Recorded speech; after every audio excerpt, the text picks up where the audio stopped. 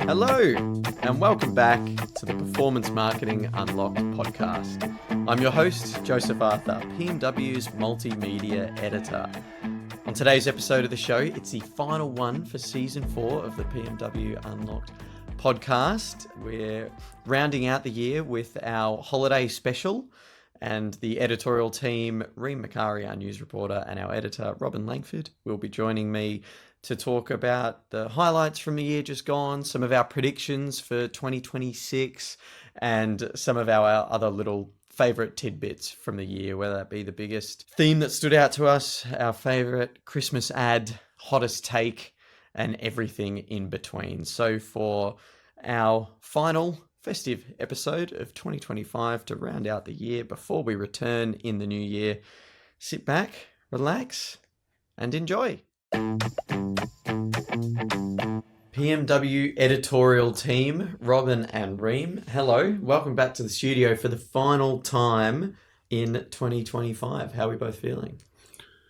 Well, overwhelmed, exhausted, looking forward to a nice Christmas break. Reem? Yeah, feeling good. Feeling a little bit left out because I forgot to, I didn't see your message yesterday about wearing Christmas jumpers. And I've also donated my Christmas jumper. So being very colourful is as festive as I'll get for this episode. A worthy cause, at least, if someone's got a Christmas jumper, keeping them nice and warm out in the cold at the minute. Yeah. Yeah, things have been very ad hoc the last couple of weeks because this has been something that's, I don't want our listeners thinking I prepare things last minute. I've been very prepared for this, but people have been, I've been away, and preceding that, Reem was away, and we're trying to stay afloat in a very busy month, and we've been out and about meeting the industry, and we've got lots to talk about and lots to unpack, but it's going to be a fun little festive themed episode. We're going to talk about some of our highlights from the year, some of our predictions for next year, and some of our other little favourite moments and things to shout out. But before we get into that, I thought I'd ask you both, what are we looking forward to most about the holiday season this year? Just personally, are we doing anything fun? I find it interesting that neither Robin nor I have updated our Christmas sweaters. I was going to make it's a sustainable point. I think a lot of people buy Christmas jumpers every year, only wear them once or twice for a few parties, and then they sort of sit in your cupboard. So I think it's good to reuse Christmas jumpers. I think people should go on second-hand Christmas jumpers. I'm trying to make it up that I just been caught very short and just put on the same jumper again, but there you go. But I'm actually being very sustainable. That's my point, and I'm sure you are as well. You've Joe. also, this is about 4 or 5 years old now. I've legitimately got my wear out of this Christmas sweater now. It's the first one I got when I moved to the UK years ago. Yours has come back into style yeah. Robin, because it's Stranger Things themed, right on the cusp of the season 5 release. I did wear this for 3 reasons, actually. And number one is because I wore it last year saying that it's coming out this year, and it's massive, obviously. And I think Stranger Things is also a bit of a commentary on the commercial. Yeah, it's a bit of a commentary on the 80s, like boom in commerce and stuff. So there's always, so right now it's everywhere. In Waterloo, there's a massive Stranger Things outdoor Christmas tree. There's you can get a Stranger Things burger at KFC. You can get Stranger Things merch in every supermarket. So they kind of like lean into the fact that 80s was this commerce explosion, and they kind of. It's almost an ironic commentary, isn't it? That's what I'm trying to say. But also, and also there's reason for this because Netflix is very much in the news right now. And we're going to get to that news a little bit later, so we can talk all things Netflix and what's going to happen with the future of streaming and television. But first, before we look ahead to the future, I think it's only fair if we look at the year gone by and reflect a little bit on the past. So I wanted to ask each of you, what was your favourite story or trend theme from 2025? Reem, I'll start with you. On my part, just because I've also covered this quite a lot for PMW, it's how social media and how influencers are evolving. So obviously, like with influencers and content creators, we had a whole 3-part 3 Tough Questions series on them recently. And it's getting a bit more complicated in terms of AI coming into the content creator world, and especially generative AI. That's becoming more and more used. But at the same time, creators are becoming a lot more trustworthy for brands, and they're being used a lot more as part of wider marketing campaigns. And I think this is the golden point for brands if they want to reach audiences, is using content creators as part of those big campaigns, rather than just focusing on one content creator, one campaign with them, or one campaign over TV, or one campaign over radio, just doing a full 360 campaign to get their message across. So I think the evolution of creators is really interesting. But also, I've been keeping an eye on the updates and uncertainty around social media platforms, and that's also been very interesting. So one of the biggest updates of this year is Instagram content appearing on Google search, and it's actually one of our higher performing stories on PMW, and that can really change how brands, how creators, how companies could reach audiences by having their content on Google. But it also makes them think about how they need to change the language of the captions that they're using, how to make it SEO optimized for Google, because that was never a conversation before, what kind of hashtags they need to use. It's an update that kind of came out of nowhere, and it shows that you really need to be keeping up to date with what social media, what platforms are doing, because if you miss that, then you miss a huge opportunity to have your content appear on Google through Instagram. And then the last thing is, as I mentioned, the uncertainty around social media platforms. So TikTok, Meta, X all had a bit of controversy this year. With TikTok, there was still ongoing with the US, TikTok US being closed, and having that delayed constantly, and seeing who was going to take over TikTok, and content creators were thinking of how they could be moving their content across to other platforms so that they don't lose all of these followers and engagement that they've got over TikTok. With X, there's the controversy around basically advertising on the platform, and Elon Musk suing a bunch of advertisers, and people not trusting the platform so much. And then with Meta, there's also been some political controversy on the platform too. So there's a whole conversation about what brands need to prioritize. Is it the social media platforms that they're trusting, or is it content creators the best way to exactly get reach on these? The people that are giving them that voice?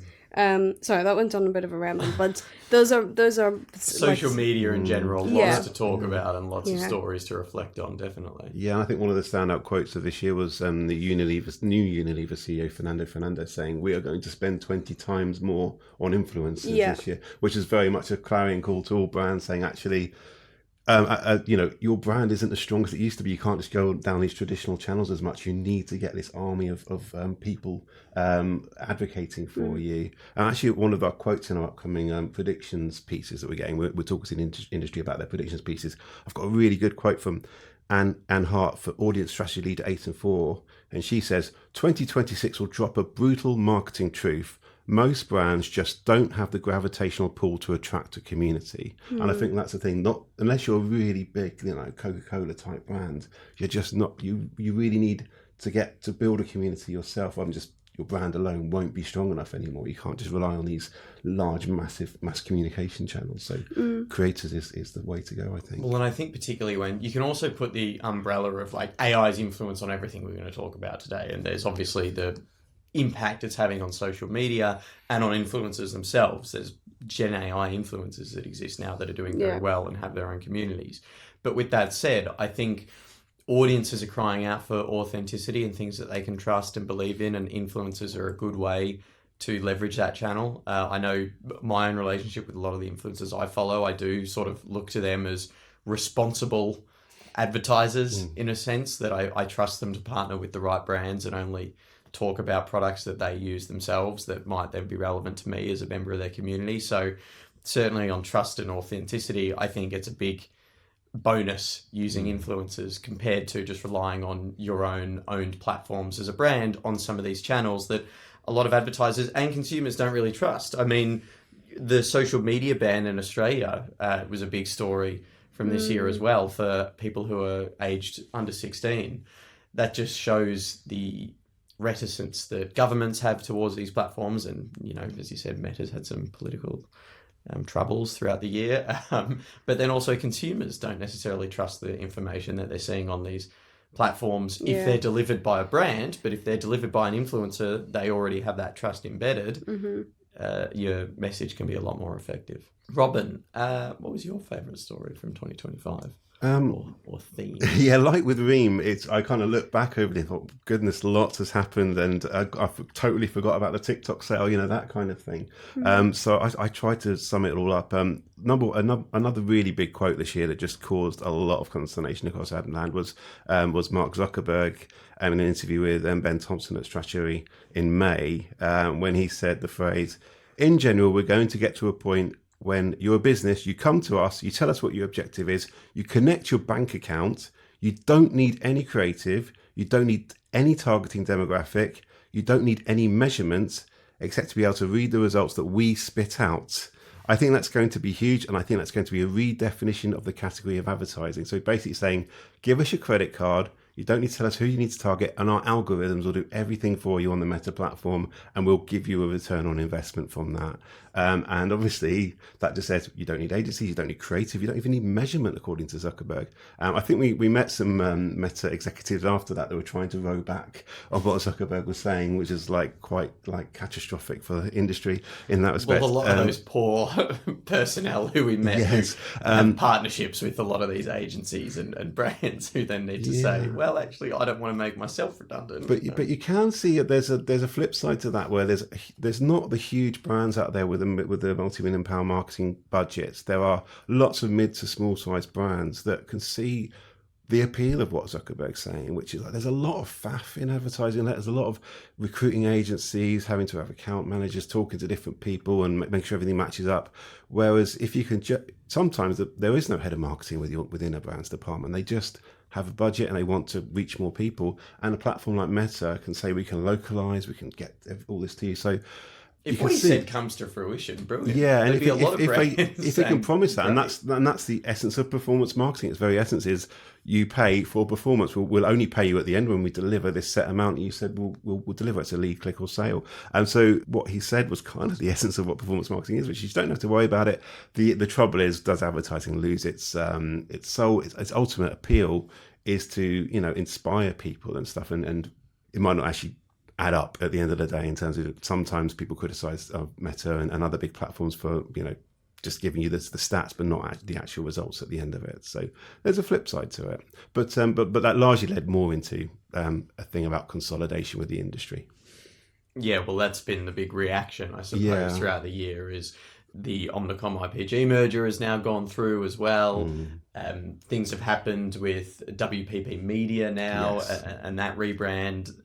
Publicis has been quite a strong performer, I think, in a year that things have been challenging for a lot of the big holdcos, particularly.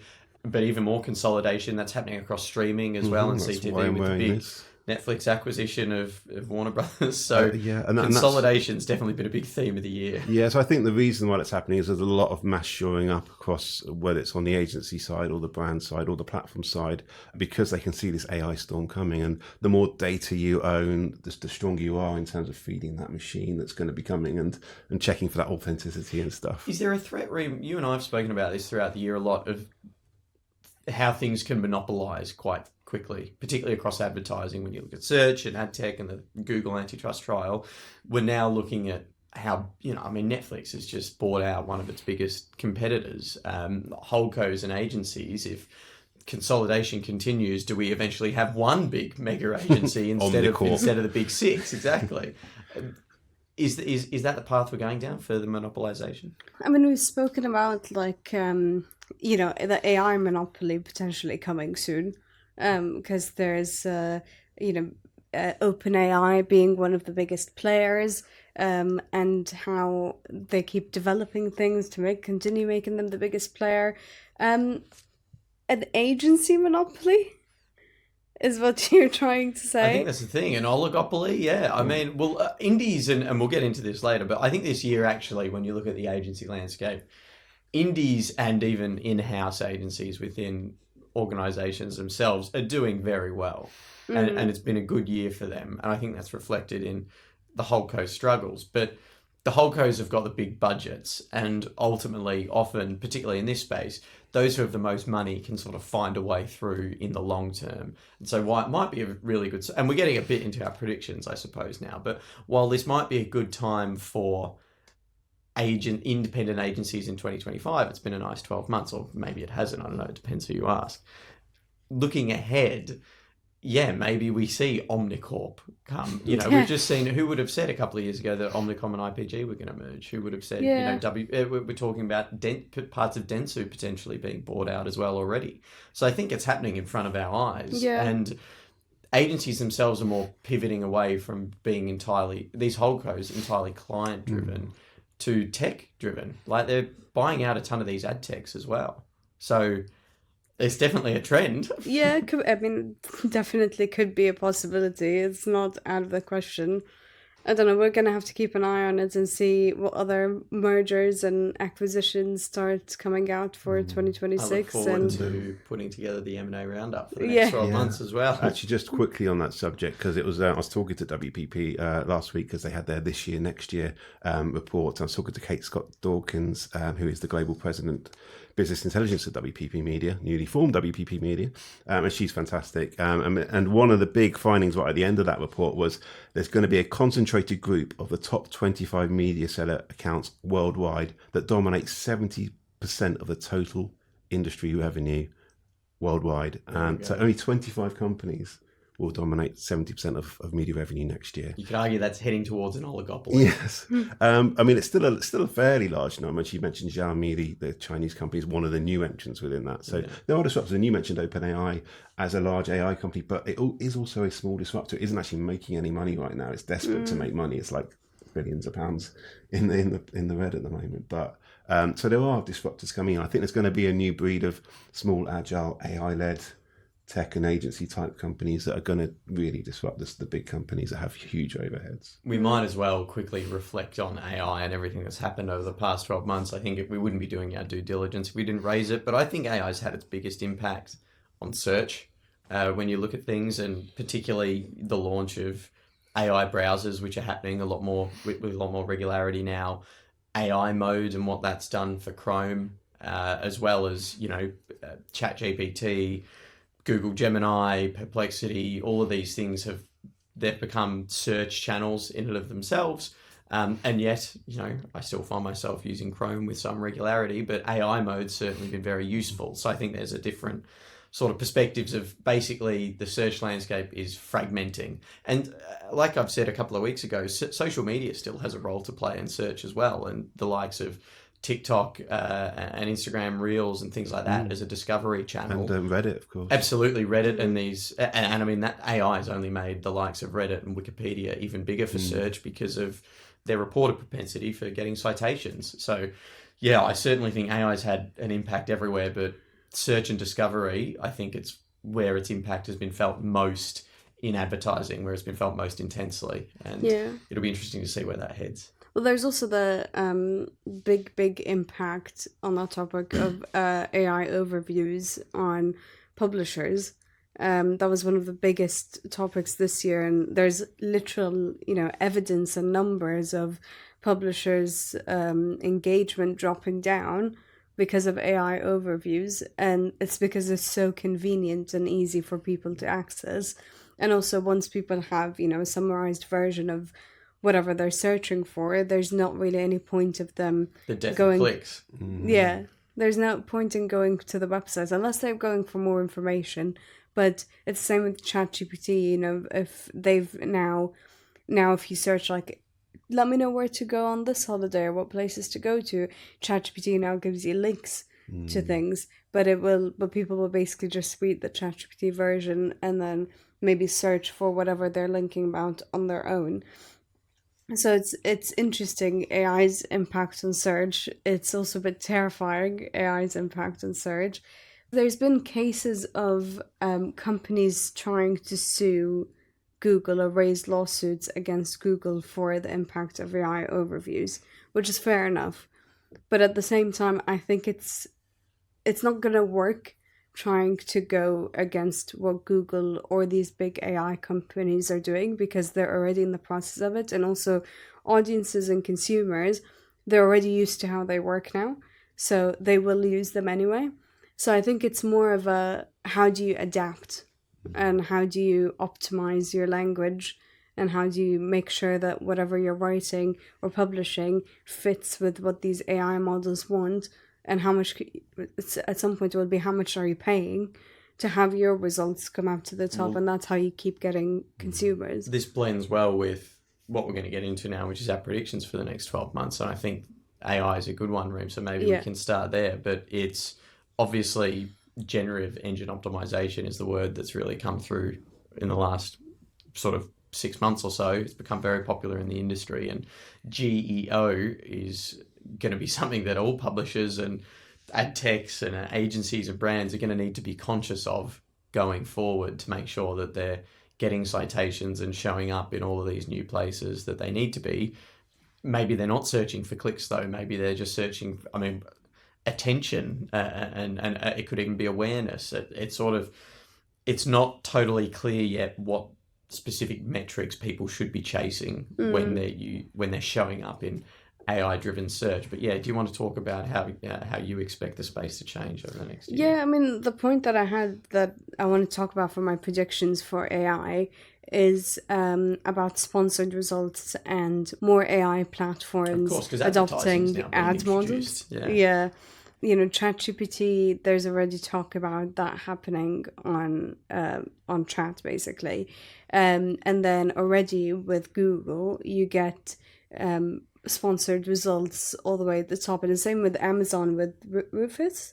On Amazon, it's the same thing where it's the sponsored results come out to the top. AI overviews, now they're experimenting with it too. Yeah, AI overviews, AI mode, I think, as well. So this is where likely all of these AI platforms are heading to in 2026. Because like you said, Robin, OpenAI is a big disruptor, probably in a lot of debt. So they need to be making money.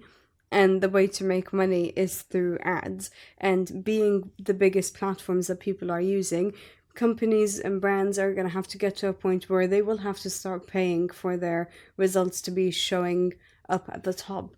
Because there's so much competition and so much harder now to get people to actually come and visit your own website and go directly to you. So you have to kind of cooperate with AI. So I think any of the AI platforms that are big at the moment, even social media as well, that haven't adopted ad models, I think 2026 will be the year to start experimenting or fully adopting ad models. But I'm interested to see if the engagement and the metrics that then brands get from having campaigns across AI, if there's going to be some controversy around there. I wonder how accurate it will actually end up being, what kind of metrics they'll be looking at, what will make a good campaign and what won't. It's a very new and very complicated world, so they're going to have this bit of an adjustment period. Especially with the threat of regulations slowly catching up as well. And it just sort of what those ads will look like, because we're still sort of waiting. ChatGPT has these partnerships and stuff with Shopify, and so it's e-commerce stuff. We can sort of understand the sort of affiliate sites, but people talk about conversational ads will appear, because we talk to AI more like a conversation when we were with Google, and how that will look, and if it can look a bit false, if you suddenly get ads inserted in your ChatGPT where you start to look elsewhere and stuff like that. I remember that, was it the Black Mirror episode this year when Rashida Jones started to randomly say ads to children in a school? Will we start to see that if we start seeing that from LLM saying, well, I can give you this holiday, but actually this holiday over here is really good, and you'll start to lose that trust and you might go somewhere else. Yeah, and I've pointed out as well in one of our earlier episodes that Gemini and ChatGPT and probably a bunch of more other AI platforms tend to have an issue with hallucinating information, and that's been a constant. Even with every update, they still do that. And I've experienced it even with the latest GPT model. I'm still experiencing hallucinations with some of the responses that I get. But then there's more of a sensitive area if they're working with brands, if they're advertising their products, because does it then mean that if you follow up with a question saying, are you sure this is the best product for this thing, it could then start making up information, and that could be a whole lawsuit for a brand. Yeah, well, there's going to have to be one whole big disclaimer for any time you use AI, which is basically, it's probably pretty ballpark close to on the money, but just in case a disaster happens based off this information, we could be entirely wrong. Yeah. This episode of the Performance Marketing Unlocked podcast is sponsored by MediaHawk. Are you struggling to connect online and offline customer journeys? You're not alone. Many marketers miss valuable insights because they can't track what happens before a customer calls, while they're on the phone, or after the conversation ends.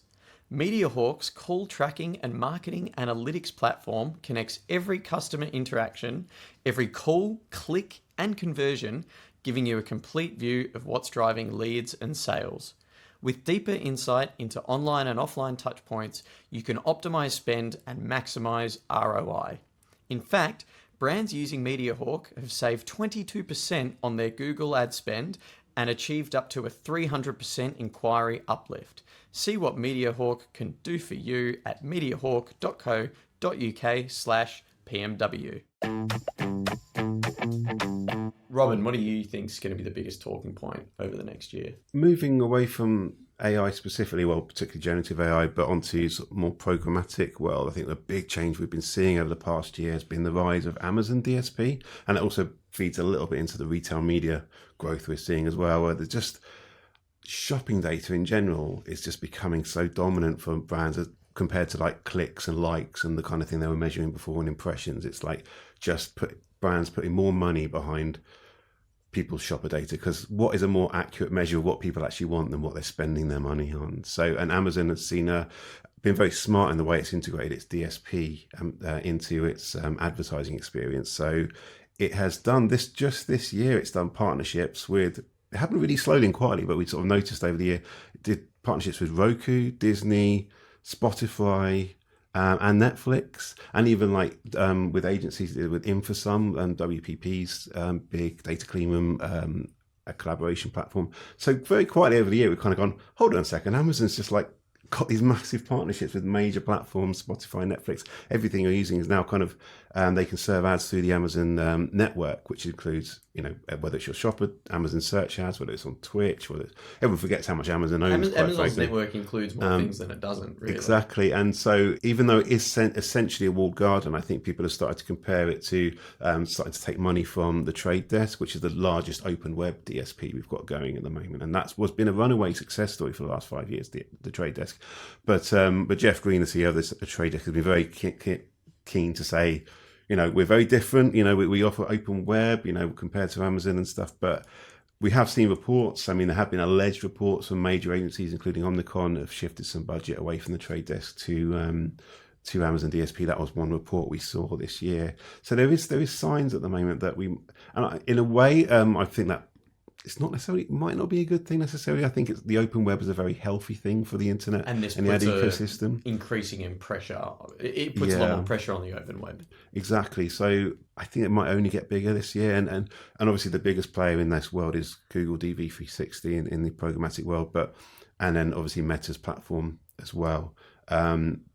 But with both of them, I'm under extra scrutiny because Reem's been doing a fantastic job covering the Google antitrust trial this year. So the big ones are really under extra scrutiny. So Amazon's been able to move quickly. And you see that graph, it's kind of taking bigger spend all the time. So it's something that you think might not necessarily be a good thing for the programmatic world from a competitive space. And if you're looking at it from the perspective of a fan of the open web, but it might not be something we're able to stop. So get on board because it's happening. It's just, I think it's the major thing, as with retail media and otherwise, I think it's just that sort of the shopper data seems to be the central. Well, you've got to give Amazon credit because they seem to consistently do things at the right time with the partnerships they release, with the brands they're able to get on board.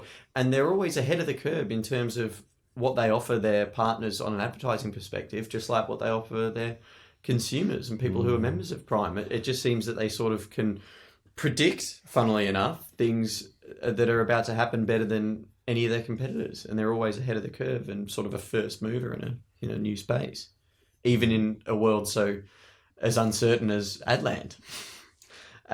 Speaking of uncertainty, I wanted to talk about the future of connected television and specifically streaming. This is very timely, obviously, with Netflix's acquisition of Warner Brothers. Subject to regulatory approval. Yes. Shall I give Which you the will be numbers? interesting because it's over $85 billion. Yeah, I wanted to just quickly compare that. It is something like, it is $83 billion.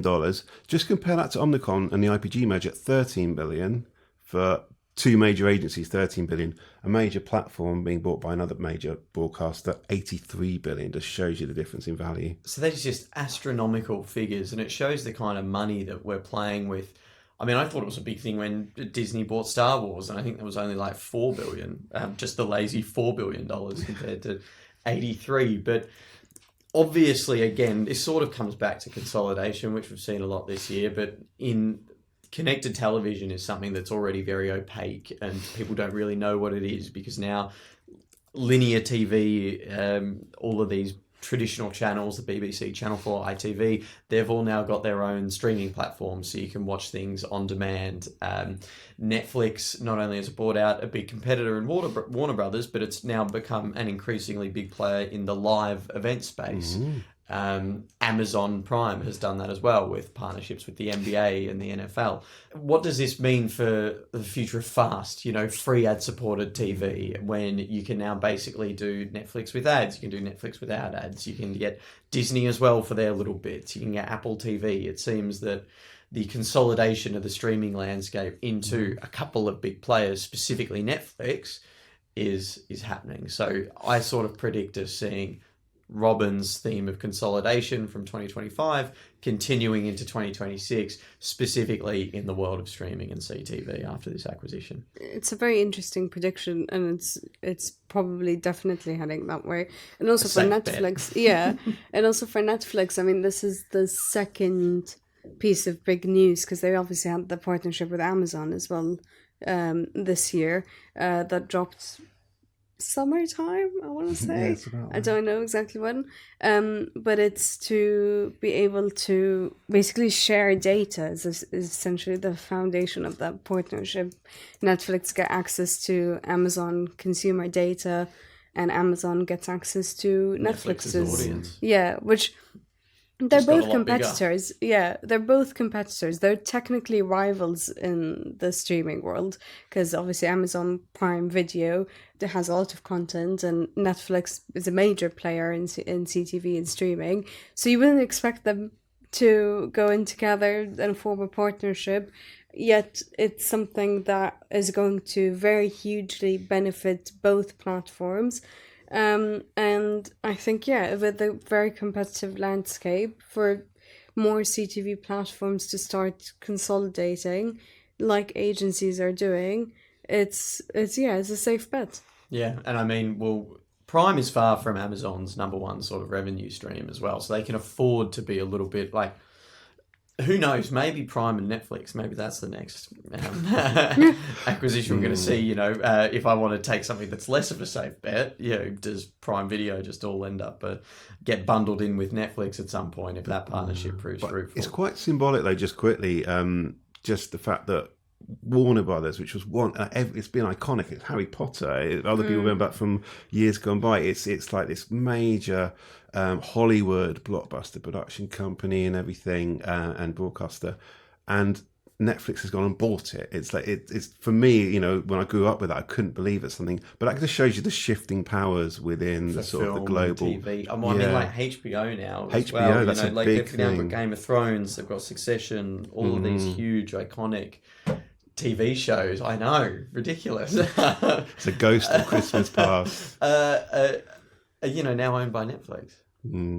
Yeah, it's weird. I mean, when I went to Cannes the first year, I spoke to Ted Prince at Kantar, and he'd been to Cannes Lion for 20 years. And I said, "What's different?" He said, "Everything's the same. It's just the major people here have been different. It used to be the large, massive broadcasters and newspapers. Now it's social media platforms that are dominating the beaches. So it's the same but different. It's just new. It's the people with the biggest audiences." Conscious of time, we've got a small window left to finish out this final episode of season 4 of the show, final one for 2025 before we reopen in January of next year. I wanted us to just do some quick fire favourites. One of our favourite Christmas ad of the year so far. This is a very big trend in the UK that I've been open to since moving here, and I've got very much on board with being a big fan of the Christmas ads, so I'd like us all to pick our favourite. And also recently we had our PMW Awards, and there was a lot of terrific award winners, and I know that there were a couple that stood out to each of us, so we could maybe do our quickfire favourite Christmas ad and quickfire favourite PMW award. Who wants to go first? Okay, so I've been away for 3 weeks and I've not been in the UK, and I only came back last week, so I've been a bit out of touch with Christmas ads. But one that I've been seeing just across like bus stops and sometimes on my phone as well is the McDonald's Grinch campaign, which where you could get the Grinched meal for Christmas. Is it like something like Sprout salt or something you put on your fries? Yeah, and it's got like, you know, the kids meal has a toy, I think. It's been a and major takeover. Yeah. The Grinch socks have been very popular. Yeah. So you've got the whole Grinchmas meal, Yeah. which is the shaker fries, which have sort of got, I think, like pickle. Or is it flavouring. pickle, not Sprout? And then I think it's like a Big Mac and then a Grinch shake. Yeah, and then all the packaging of it as well is Grinch themed as Everything's well. green. But Yeah. there's Grinch Christmas socks as well that sort of come like you would get a toy with your Happy Meal. Very, very on brand, very Christmas. But at the same time, I think what McDonald's tends to do very well is when they create campaigns like this, because they've done it with the Monopoly one as well.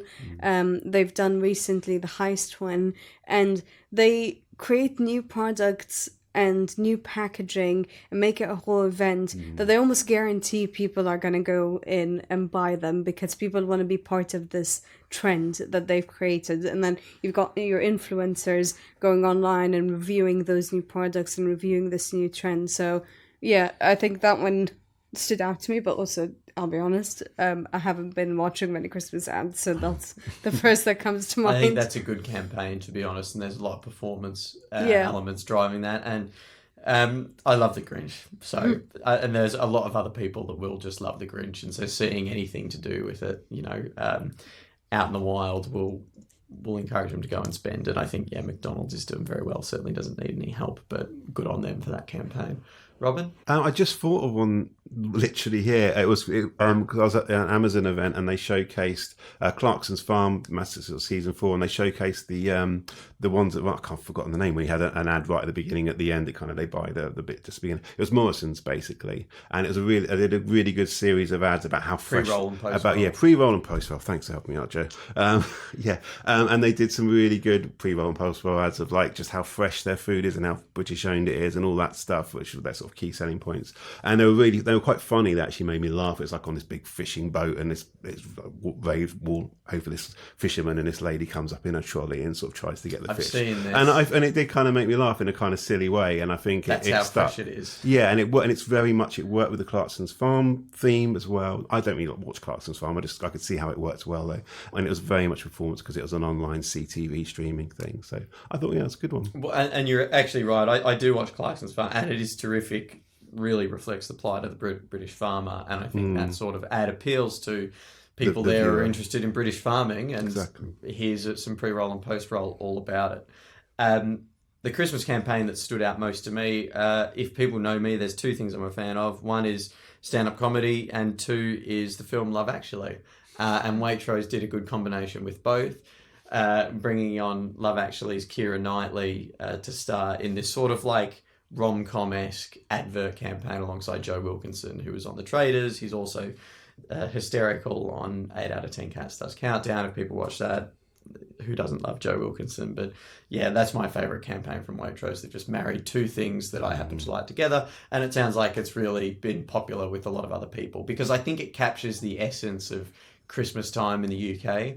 It is Love Actually. It is what's the festive treats you can get at the supermarket this time of year, and there's also that sort of air of romance and around, you know, Christmas and winter, and people like to romanticize the month because it's so cold you pretty much have to, or you would drive yourself insane. Right, to finish up, PMW award winners, what one stood out to us the most? I'll start this one off because I wanted to give a shout out to the Independent Performance Marketing Agency of the Year winner, which was Crowd.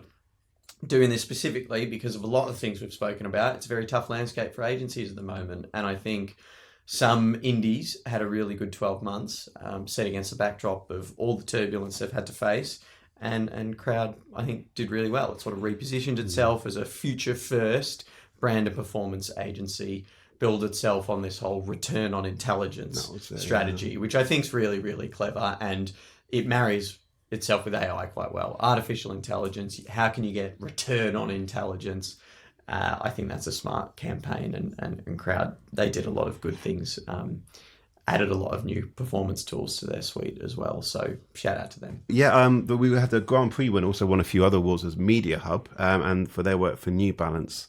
And what I loved about this one, and I think the PMW judges also really loved, was that they used time as the medium. So it was for their classic 70/40 trainer from New Balance. They brought it back, revived it, but they only showed it at specific times on out-of-home ads, but also on social media at 7:40 in the morning, 7:40 in the evening, and it would hit major commuter areas. So it was all very timed, and it did super well for them. And, by kind of combining different mediums and things, it was very creative. And so congratulations to Media Hub for that. And even just getting things out at the right time almost adds a personal element to it. Yeah, like people exactly. think like, oh, they're seeing this at a time where they're really cognizant and receptive to those adverts. So that was clever. And I mean, that specific media campaign, I can't remember what it didn't win.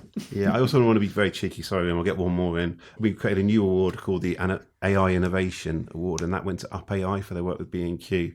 And the reason that one I really want to pick out was because... you made it. I made it. No, B&Q were really good in that we had them on Unlocks B&Q, and they were saying our team were quite doubtful about whether we should automate all of our stuff on Performance Max. But once they did it with a small team, they actually ran it across the entire B&Q marketing department. They trusted Up AI, which sort of added an extra layer of measurability for their Performance Max campaigns. And I think it really shows that it shows the flip side when we talk about back at the beginning with Zuckerberg saying, "Oh, trust us with your AI." I think when it's done in this sort of level, it can really level up a marketing campaign, sort of using, adding an extra layer to AI-driven sort of Performance Max campaigns. Get your tickets to Unlock too. That reflects the benefits of showing up. If you're a brand, you might learn something, and it might pay off really well by the end of the year. The key metric is always, did they come back? Did they expand their budget on this kind of thing? And B&Q absolutely did. So yeah, fair play to Up AI for that. There we go. Reem? Mine is on theme with the highlights of the year for me, which is H&M and Styling's influencer campaign addressing the digital generation. And the purpose of it's under marketing and advertising, and the purpose of it was trying to effectively reach and engage young European women aged 16 to 35. And then they ended up doing that effectively by using styling to find and target specific influencers to do that. And I think that is just an example of how influencer marketing and campaigns can work for a brand, and how specifically it can resolve issues such as like targeting a certain demographic, targeting a certain type of audience, because influencers have niche audiences, and influencers can help you resolve that, but also build that authentic relationship with the audience that you want to target. It really captures a key benefit of influencer marketing. Exactly, I think. Yeah. Now, that brings us to a wrap on the year for the podcast, and it concludes, unfortunately, what is your final podcast with the team, Reem. Yes. You are off onto bigger and better things, and we wish you luck with everything the future might bring. But do you want to? Is there a particular highlight from either being on the show or your time at PMW in general that you wanted to exit on? Ooh. Your chance to leave an impression with our listeners at the end of the season. Oh, I mean, there's been many highlights across PMW. There was, Unlocked this year was really fun, really interesting, and it was the first time I've chaired the stage as well. Probably my favorite and best project for PMW was the 30 Under 30 project, because that's one that I was leading on, and that had a spin-off podcast to it as well, and I got to try out my hosting skills and realised hosting is a lot more intense than I realised, and got to be fully creative with it and create a new dating profile series for the winners, and it was really, really fun. and got to work, closely with like Nav, who produces our podcast, to create that podcast as well. And we got to test out new formats too. So there's many different elements of that project that were really fun for me. And I really, really enjoyed, and the results as well really paid off for it too. And I know that you're launching 30 Under 30 for next year as well. Entries so it's a are now project that's continuing. So yeah, that's definitely a big highlight for me. Yeah, you made it very hard for us. The 30 Under 30 was such a great project, and our audience absolutely loved having the sort of dating profiles and the spend a day with me videos were brilliant. And I do advise our listeners to check that out and see all our winners and their days in the office, which is brilliant. It made it very hard for us to replicate that now. And also, because Reem's very modest, also want to add that Reem is an award-winning journalist now, with winning the PPA Next Generation Award this year as well. So absolutely fantastic work, and a bunch of other awards as well. So well done. Thank you. Yeah, a bittersweet moment to finish things off. But a big thank you to Reem for being part of the team, and you will be missed. And thank you to Robin, as always, for joining me in studio. And you'll be back when the season returns in the new year alongside me, I'm sure. But very happy holidays to all of you listeners, and a big thank you to my editorial team for joining me. As always, it's an absolute pleasure. And that concludes this episode of the Performance Marketing Unlocked podcast. A big thank you to my guest this week, our amazing editorial team, editor Robin Langford, and for a final time, PMW's news reporter Reem Macari. It's an absolute pleasure having them on the show, and I know that Reem has been a big part of it this season, and so I'm sure she'll be missed by you listeners as much as she'll be missed by us here in studio. So a big thank you to them. Of course, a thank you to you, the loyal listener, for tuning in each and every week as you do and as you have done throughout this year. We really appreciate you tuning in and leaving your reviews and subscribing to the show and sending us love on social media. I will remind you once again, if you haven't already, don't forget to subscribe to the show on your podcast platform of choice, and find us on LinkedIn, TikTok, and YouTube, where we post clips and full episodes if you'd rather watch them rather than listen. But the biggest thing for me at the moment is just thanks for tuning in, and we will be back, of course, not in a week's time. We're having a few weeks off, but we'll be back in early January with a return of the Performance Marketing Unlocked podcast for what will be season 5. It's going to be bigger and better. We're going to be weekly, as we have been for the past 6 months. We've got some super exciting guests lined up, and of course, we will be having our editorial chats that I know you all love. So, with that said, thanks for tuning in. Have an amazing holiday season. All the best, and we'll see you again in the new year. Bye for now.